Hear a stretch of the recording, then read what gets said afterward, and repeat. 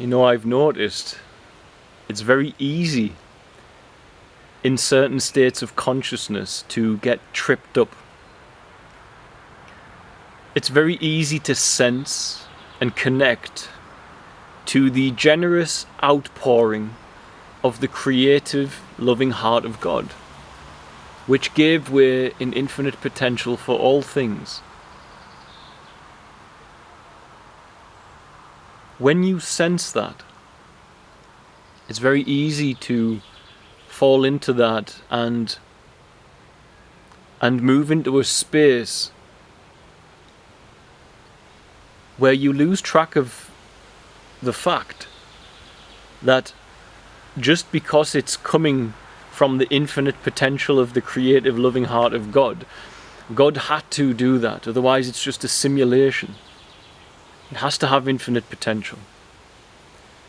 But not everything in there is getting the vote of the mind of God. And I see persons getting caught in this.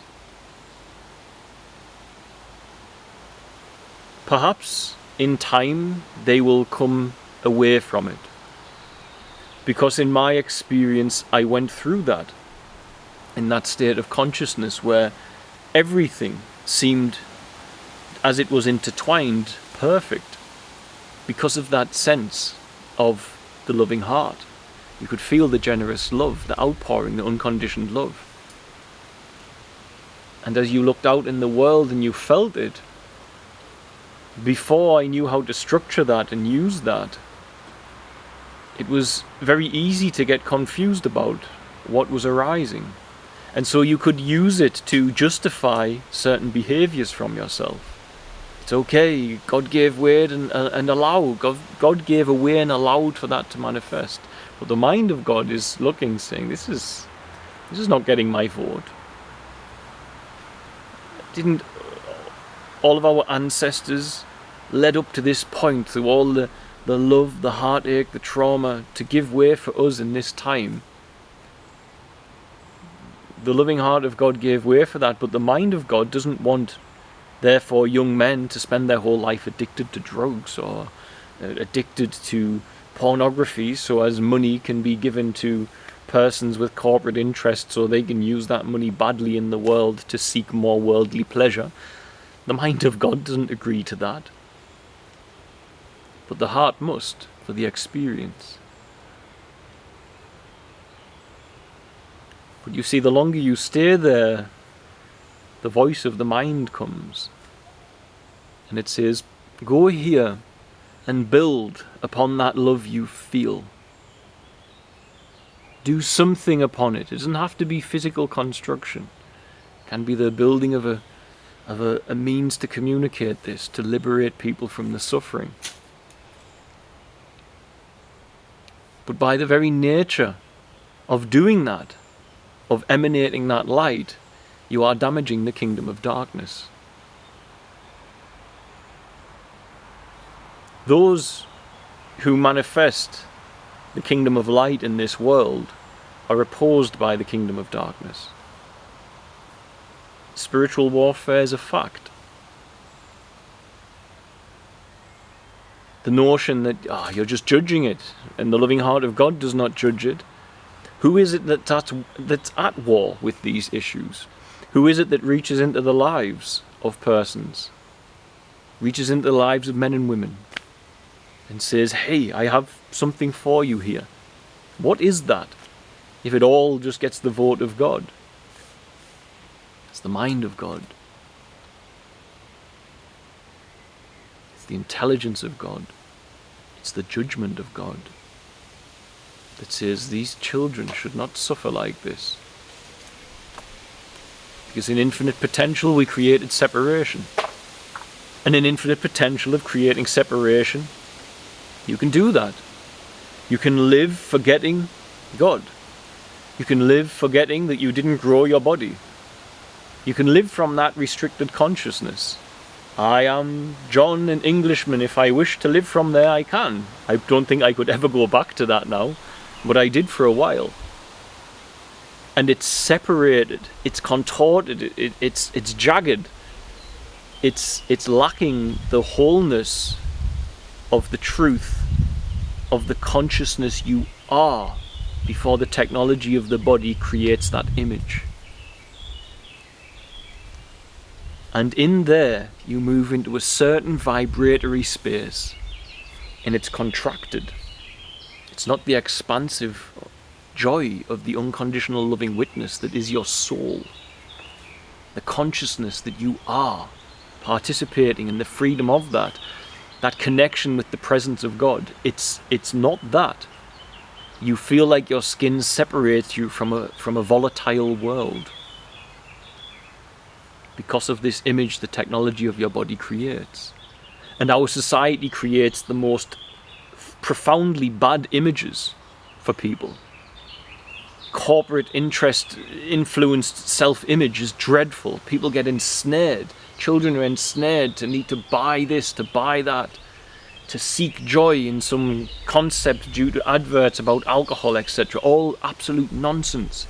No real sustained joy there, fleeting pleasure. We are programmed with a self-image to pursue the world and fleeting pleasure. And the reason for that is when you fall into that ego mind. Not an ego built on the connection to the unconditional loving witness, but an ego built on the connection to the matrix and what it tells you you are and what it tells you you should dream for and pursue. That restricted worldview, that restricted world perception. The matrix programs you with that inside this technology. You start seeking in a state of separation. The vibration of separation means that there, at that point, not only your soul can drive the body. Vibrational mismatches. The soul aligned with God, it has such a potency, nothing can get in your body. But when you are in the ego, when you are in the separation self, the matrix self, you vibrate in a way whereby something else can take the driving seat. And these entities that take the driving seat, they have a master-in-chief. And they are coordinated.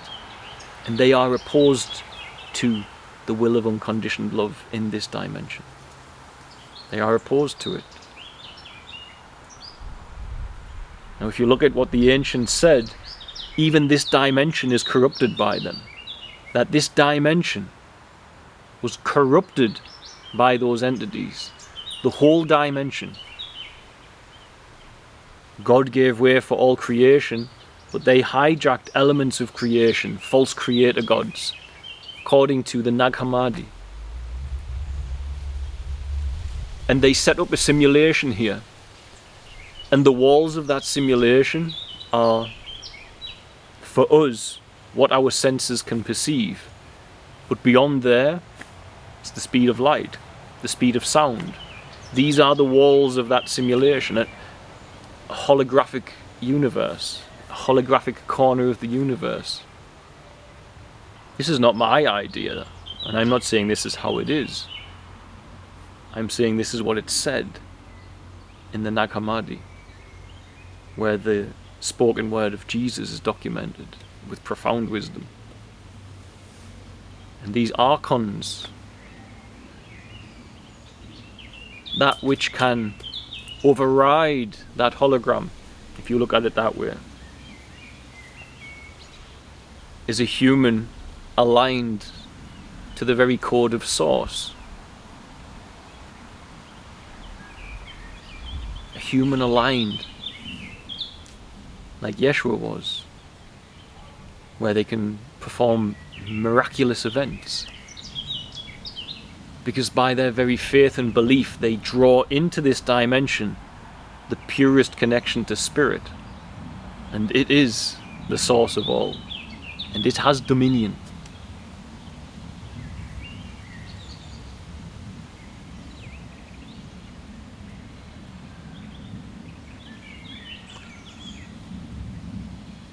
The will of unconditional love is opposed in this world. And people get drunk in non-duality. And you need the non-dual state. You need it. So as when the child comes into your care, to go for one personal experience if you don't mind, who tells you about them raping people, and they smile about it.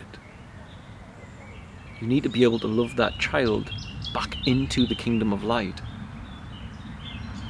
And in the dual state of consciousness, you can't.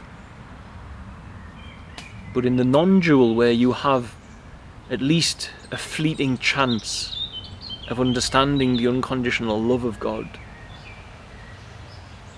and bringing that, channeling that into the human story, into your activities when you meet such person or such events. This is what Yeshua was teaching us. He was teaching us the technology of the body. It can't love as you need to. Move the technology. The technology that builds a self-image, wipe it out. And let the self-image, the technology will inevitably build it not on your memories and what you've seen and been taught in this system, and about the perceptions of the world and where you are and what you are, but on the knowing of the soul, on the unconditional loving witness that is the soul. Let the self-image be built around there. Because there, with that at your foundation, with the awareness that you can access that, the need to hurt others to gain something for pleasure is eradicated. The need for all of that is eradicated because you have the wholeness now. The wholeness that we seek due to our mind separating us from it. And then we seek it with the mind and perpetuate the journey of separation from the wholeness. Most of you know that thanks to the love, support and sharing of the community that has followed us here on YouTube, we have been able to build a village for special needs children in crisis out in Tanzania. Our family in Tanzania is now made up of nearly 200 children. Most of these children have disabilities, and most of these children are among the most marginalized human beings in our human story. You have seen the suffering on this channel, I won't go over it, but these children had no access to housing, medical care, some were abandoned, and they certainly didn't get quality care, some of them. It is only thanks to the love, support and the partnership of persons in this community that we have been able to make this family a reality, that we have been able to bring these children out of the dark and into the light where they belong. To all who have partnered with what we do, thank you for your love and support. We simply can't do what we do without you. If you are not involved in our family and you are interested in helping us to eradicate this problem that we face inside the human story, eradicate this problem that these children are facing and don't need to face, then we have launched a new partnership program. If you visit www.sharetanzania.com/partnership, you will see all of the details there.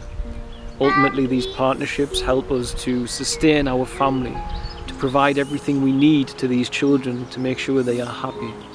And in return with that, we'll provide you with regular updates and a newsletter every month as well, so as you can see exactly how your act of love and sharing is impacting the world and the lives of these children in the same way that I get to see it. Okay, that was all. Thank you for the love and support, guys. God bless you.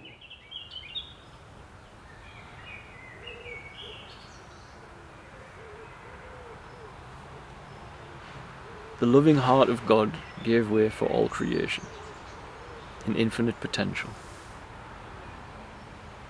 It had to be, or it would just be a totally restricted simulation. But humans have fell, other species have fell, angelic realms have fell, and they have fallen into this separation where they want to be God.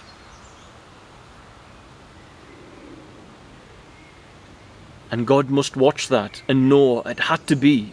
My generous heart had to give way for this. And they have to find their way. But I don't have to give it all my vote. I don't have to say that's all okay, that's just art. The murder is art, the rapist is art. The suffering child is just art. They will learn some lesson from this. Nonsense. It's a deception. It's a deception. The mind of God fights with a compelling fight, a compelling passion, and phenomenal love to end these things, to end that suffering of these children. Because unfortunately, that which free will does with the generous heart of creation doesn't always get the vote of the mind of God.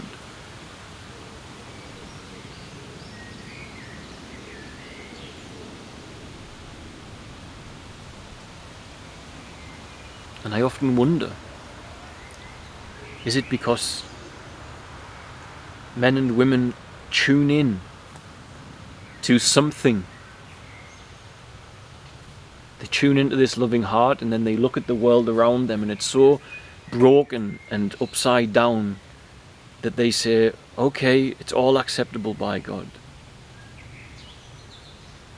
But when you stay there longer and you begin to see through the veil and you see the entities, you see the beings tormenting other human beings, you see the coordinated opposition to the will of unconditioned love, you see the profound final experience of unconditioned love, something piercing, totally different to what we have labelled it. I love you unconditionally. Nonsense. That feeling is different to anything you've ever spoken when you fall into that state of consciousness.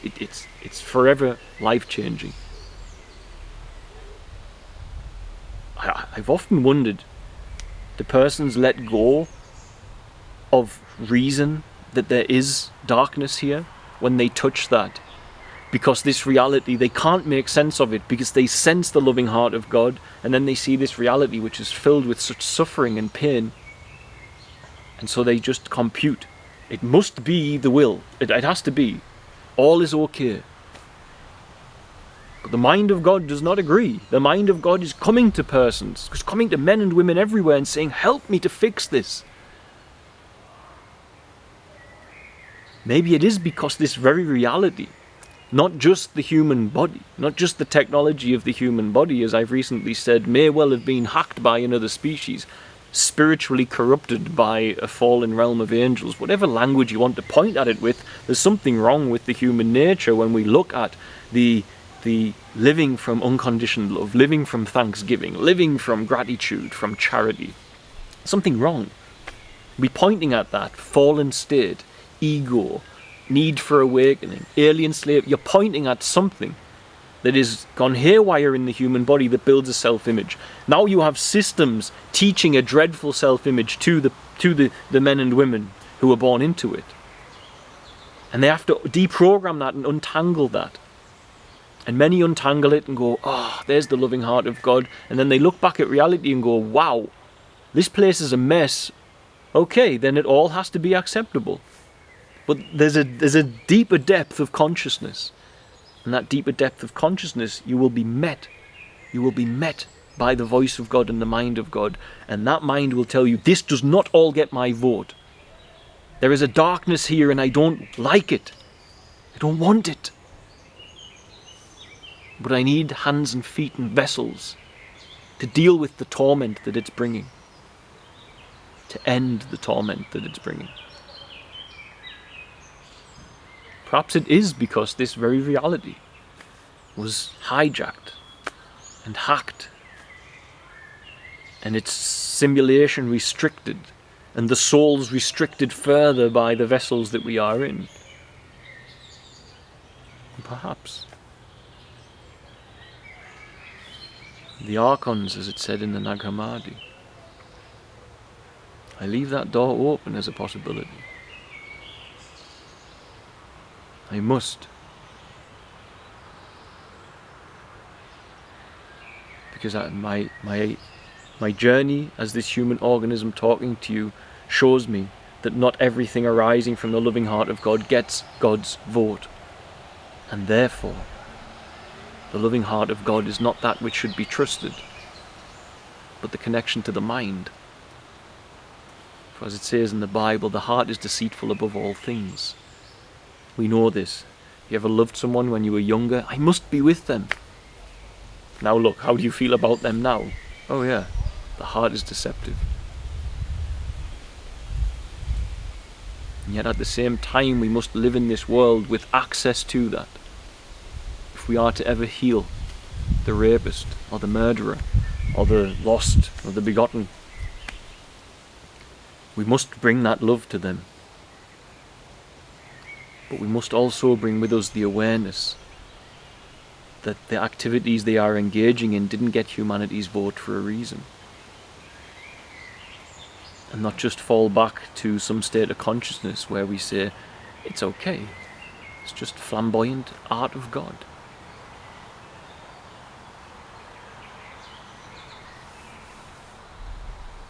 You must balance this. Access to the non-dual will give you access to the unconditioned love, will give you access to the power of God's love in your life. But the mind of God will direct you.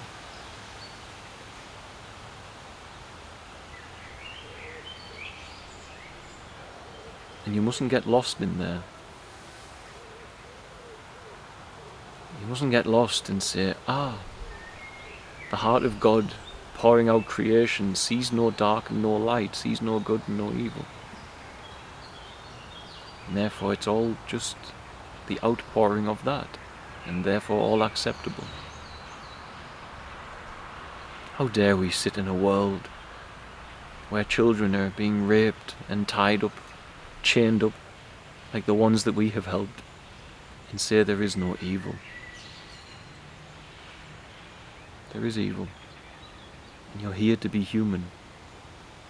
And therefore we are here to take care of these issues and try to leave this world a little bit better with every day that we go to bed.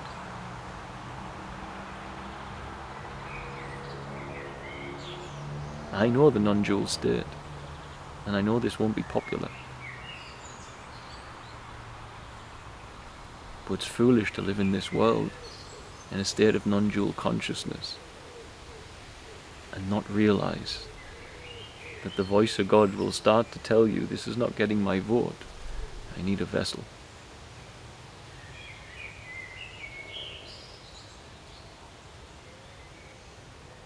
If you don't bump into the devil on the road, perhaps you're not going in the right direction. Spiritual warfare, it's a huge part of my life. It's a huge part of trying to bring the kingdom of God to this world, the kingdom of love. It's a huge part. It should be for everybody's, really.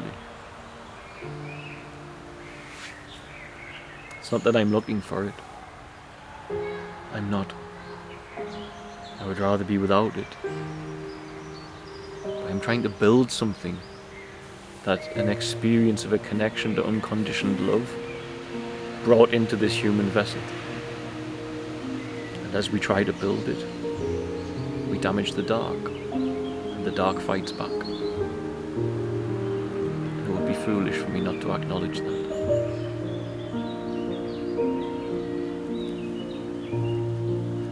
God bless, guys.